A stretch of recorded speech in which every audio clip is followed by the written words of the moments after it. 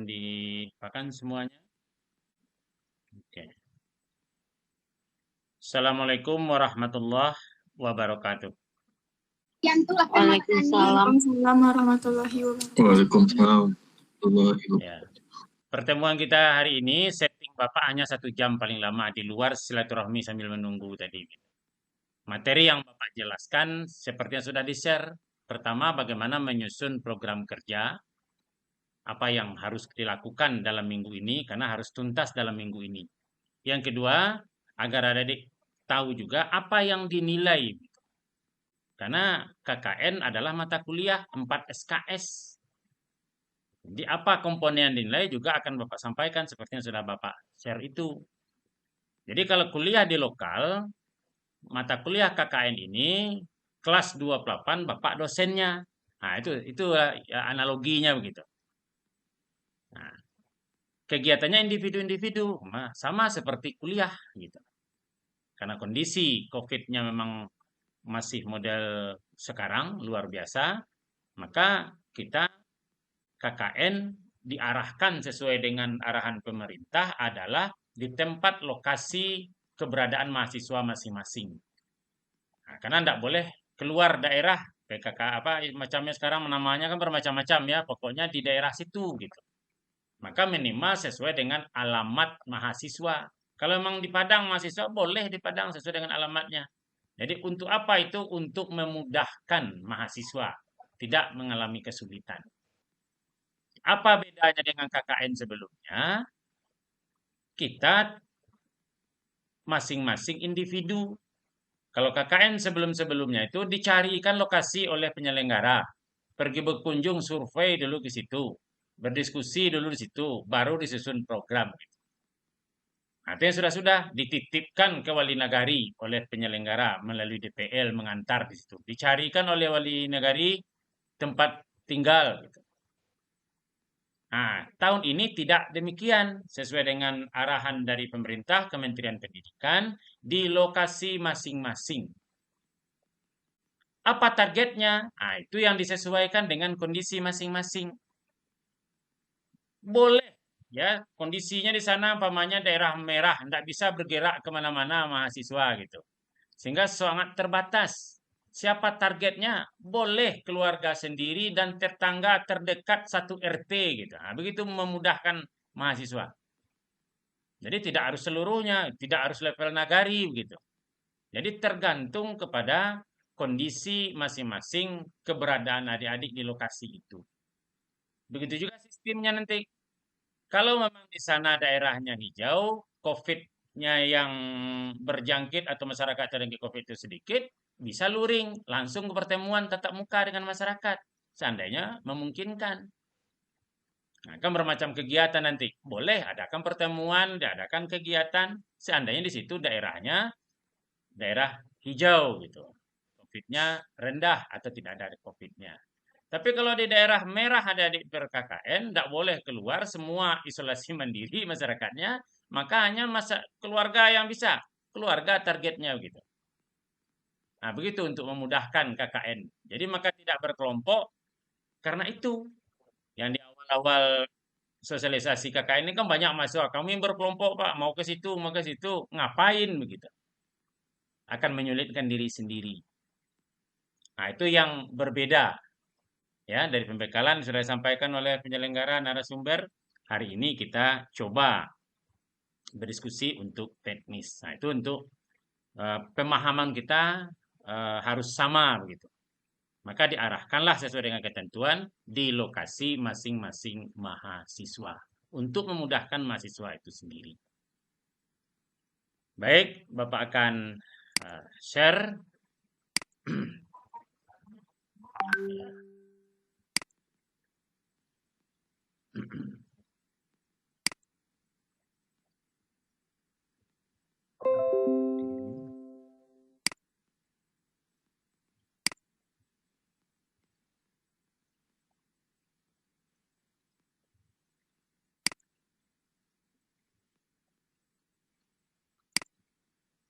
Mana dia file?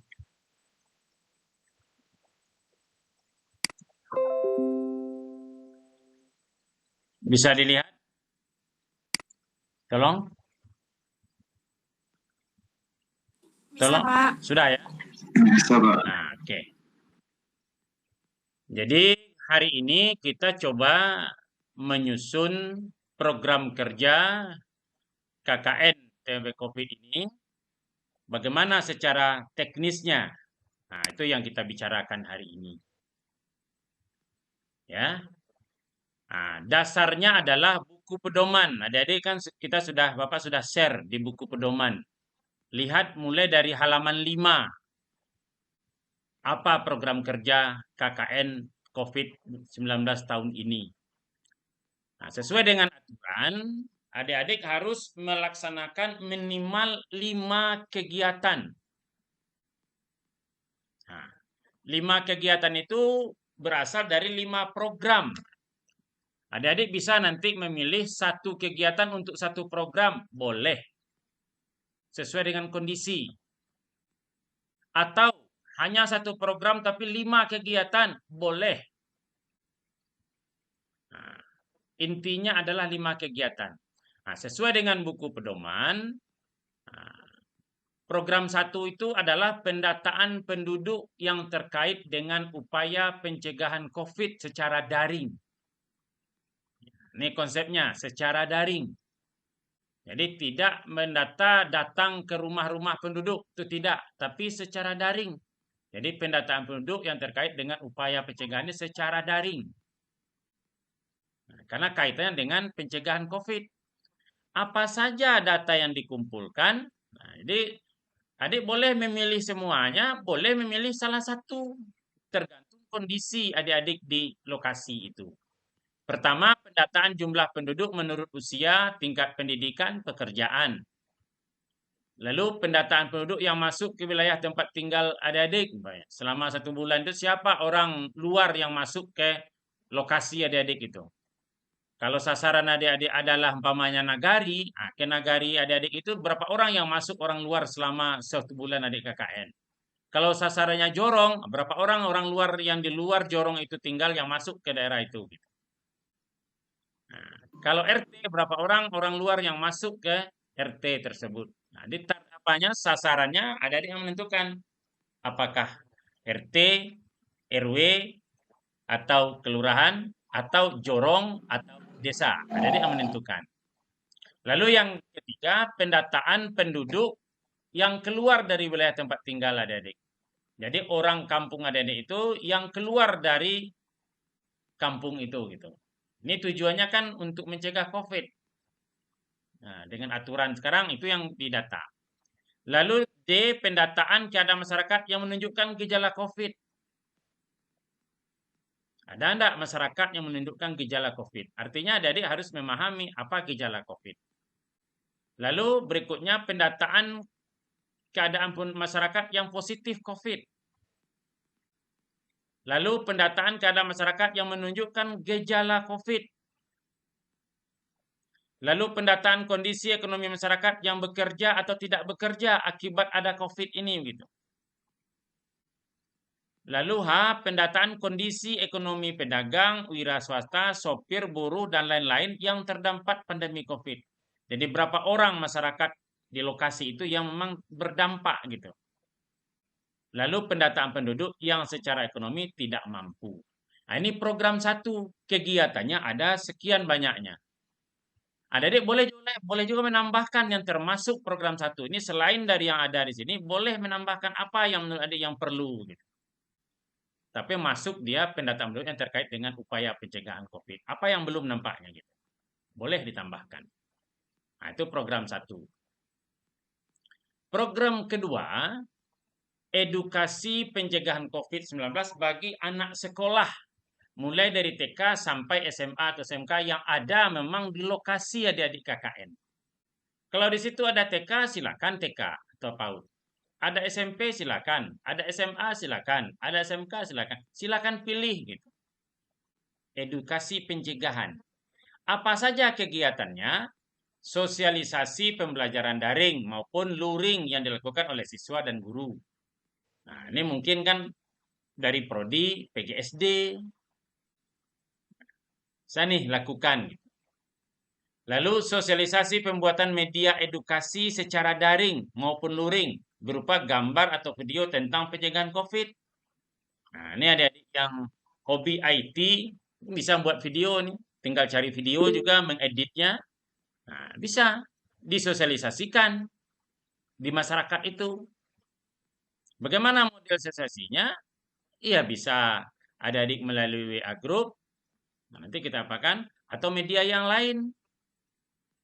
Nah, lalu yang ketiga, sosialisasi pembuatan alat pelindung diri, APD. Nah, mana tahu adik-adik bisa mengapakan. Ini contohnya membuat masker, membuat sanitizer. Nah, disosialisasikan bagaimana cara membuatnya. Nah, itu yang kedua. Nah, boleh juga ditambahkan ini gitu, yang memang cocok untuk di daerah adik-adik lain. Lalu yang ketiga, edukasi pencegahan COVID-19 bagi masyarakat secara daring maupun luring. Ini tinggal L apanya. Nah, ada sekian banyaknya, jadi tinggal pilih. Pertama, sosialisasi media edukasi secara daring maupun luring berupa apa? Bisa gambar, bisa video pencegahan COVID, ya, yang disebarkan melalui apa? Bisa WhatsApp, Instagram, Facebook, Twitter, YouTube, dan lain-lain gitu. Sosialisasi. Lalu yang kedua, sosialisasi pembuatan dan penyaluran alat pelindung diri (APD). Nah, lalu yang ketiga, sosialisasi pembuatan dan penyaluran media edukasi pencegahan COVID. Bisa berupa poster, bisa spanduk, atau apalagi media-media untuk pembuatan dan penyaluran itu. Bisa ditambahkan. Nah, lalu yang ketiga, juga, menginisiasi pembentukan komunitas relawan. Nah, ini bisa, kalau memang di kampung kita sendiri, bisa diajak pemuda pelajar yang ada di kampung itu untuk menjadi relawan. Lalu, advokasi bagi komunitas relawan pencegahan COVID secara daring maupun luring.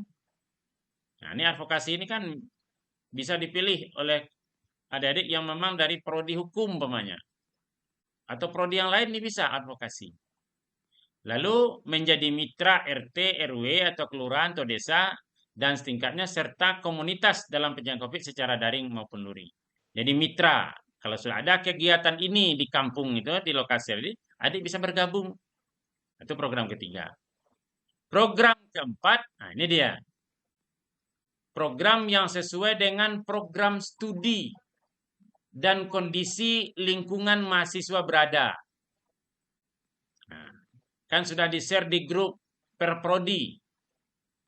Nah, ini Bapak contohkan ya. Ini kan sudah di-share, kalau masih belum di-download nanti Bapak share lagi. Misalkanlah si Winda tadi budidaya perairan. Nah, apa yang bisa Winda lakukan di program yang keempat ini di RAO gitu. Nah, ini tinggal memilih apa yang bisa. Nah, itu yang keempat. Jadi sesuai dengan prodi, lalu apa yang bisa dilakukan. Ini contoh, tinggal memilih. Ya, atau ilmu hukum misalkan. Betapa banyak disediakan nih oleh prodi ilmu hukum. Tinggal pilih adik-adik sekalian mana yang mungkin gitu. Ya, di program keempat ini adik-adik yang memang ini sebenarnya adalah basicnya gitu. Seandainya program 1, program 2, program 3 adik-adik ragu, pilihlah 5 dari program yang keempat ini. Nah, itu sudah memenuhi syarat itu. Nah, contohnya hukum ini berapa banyak pilihan ini ya. Luar biasa, ada 73 pilihan untuk hukum apa yang harus dilakukan. Jadi program keempat ini adalah program yang sesuai dengan program studi. Pilihlah kegiatan-kegiatannya. Nah, tergantung dari prodinya. Nah, ya, ini contohnya PGSD juga banyak ya, di PMAT, PGSD. Nah, ini silakan pilih. Makanya paling minimal adik memilih kalau ragu kegiatan yang lain adalah pilihlah 5 program keempat ini.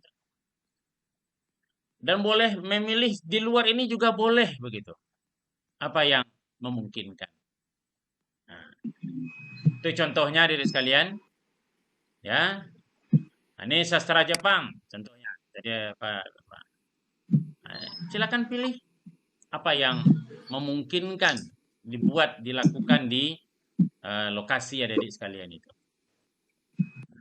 Oke.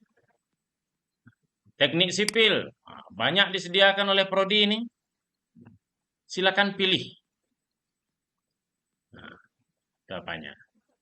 Nah, itulah gambarannya adik sekalian program keempat. Jadi sesuai dengan yang diusulkan oleh prodi dan adik boleh menambahkan seandainya prodi kelupaan. Pokoknya masuk dalam lingkup bidang ilmu adik sekalian. Nah, itu program keempat. Program kelima yang terkait dengan kebutuhan. Ada apa? Ada pertanyaan? Izin bertanya, Pak. Ya. Saya sering nanya, Pak. Okay. Itu kalau di hukum kan yang disediain sama prodi kan ada 73 ya, Pak. Ya, jadi di program 4 ini dari 73 itu kita bisa ngambil 5 proker ya, Pak? Boleh. Kalau lebih pun gimana, Pak? Dari Boleh, 73 minimal 5. Kalau memang sesuai kondisinya bisa 10, lakukanlah 10 itu. Karena standar dari minimal 5 gitu. Kalau kurang dari 5, maka nilainya akan minus. Berarti dari 73 itu kita bebas milih ya, Pak? Bebas memilih sesuai dengan kondisinya. Apa yang bisa dilakukan. Oke, Rin? Nah, oke, kita lanjut. Ya. Nah. Program kelima, ini yang memang harus diskusi adik-adik dengan apakah RT di sana, RW, kepala jorong, atau lurah. Jadi mahasiswa sebagai relawan di lokasi itu. Nah, diskusikanlah apa yang bisa dilakukan.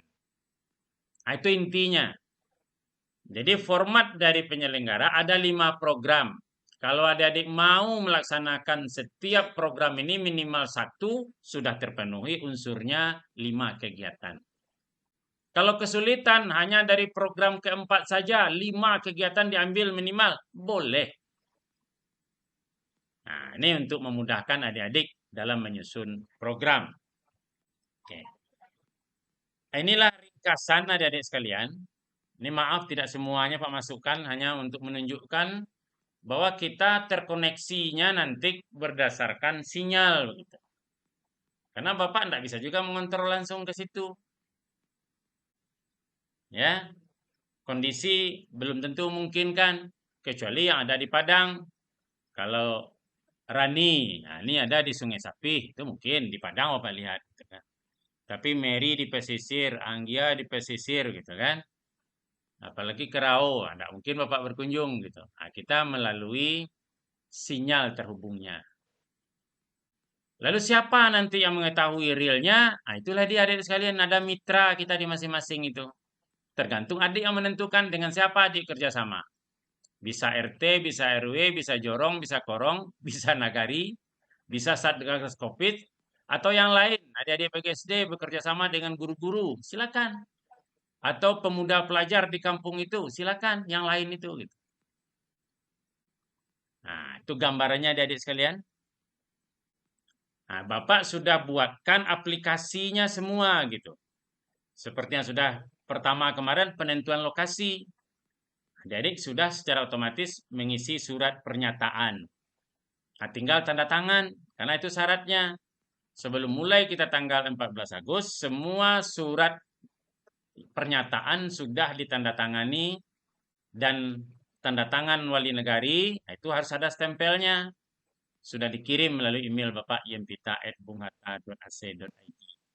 Sampai hari ini yang sudah oke baru 2 orang itu yang sudah mengirim. Nah, oke. Lalu hari ini kita akan membuat usulan program. Bagaimana apanya kan Bapak sudah share juga video tutorialnya. Jadi adik pahami dulu apa di luar aplikasi, nanti baru isikan ke aplikasi. Nah, setelah adik-adik mengisilkan nanti, maka akan muncul. Ini bisa dilihat.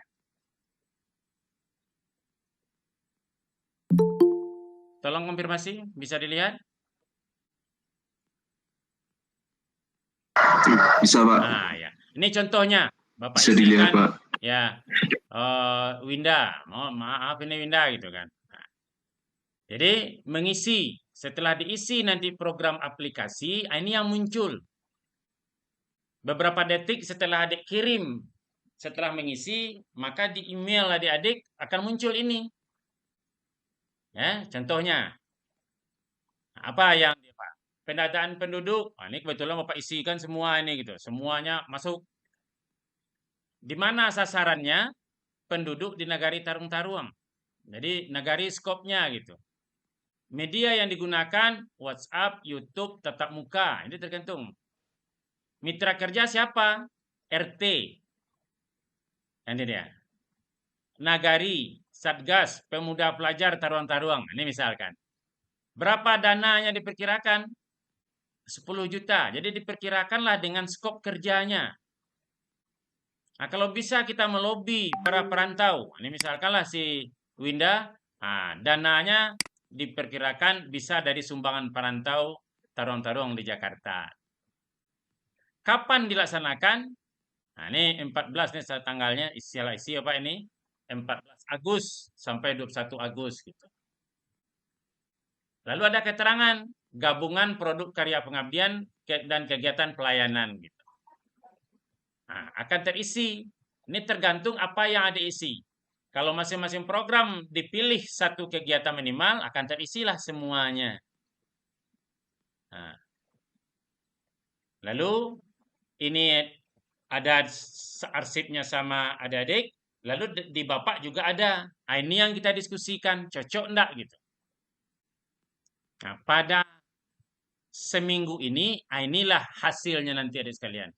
Jadi adik-adik mengisi program aplikasi menyusun program ini, Bapak akan tahu apa yang akan adik-adik lakukan rencananya. Nah, inilah bentuknya nanti dari aplikasi ini. Jadi tergantung yang adik isi. Kalau dipilih kegiatan hanya satu, maka hanya satu yang muncul di sini.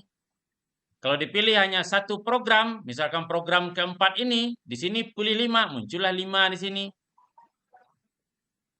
Nah, ini adik-adik lah yang meramunya sesuai dengan kondisi di masing-masing. Nah, itu yang akan muncul nanti ya tabelnya ini.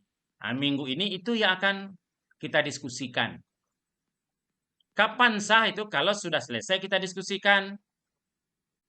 Paham apa yang disusun oleh mahasiswa, dosen pendamping Bapak juga paham, baru sama-sama ditandatangani. Program itulah yang akan adik-adik laksanakan. Nah, setelah disusun itu, ya, maka nanti buat rencananya, rencana jadwal, tuangkan dia. Program 1 berapa gitu. Kalau memang dipilih masing-masing program 1 dipilih 1, silakan apa nama kegiatannya. Kapan dilaksanakan? Nah, ini baru siapa? Sampai tanggal berapa? Nah, maka Bapak rinci, ada 5 program, masing-masing ada 5 kegiatan, silakan. Mau dipilih semuanya, silakan. Satu-satu. Ya, ingat 5 itu adalah minimal. Nah, itulah yang adik skenario, mulai dari 14 Agustus sampai 14 September. Nah, ini disusun setelah apa? Setelah sepakat kita tadi isian yang pertama tadi. Sudah diskusi antara mahasiswa dan dosen bimbing, baru kita tuangkan di dalam skedul kegiatan. Nah, itu dulu paparan, kita tanya jawab dulu bagaimana cara menyusunnya ini. Kita diskusikan dulu gitu. Jadi sekalian. Itu kira-kira, jadi kita coba diskusi dulu.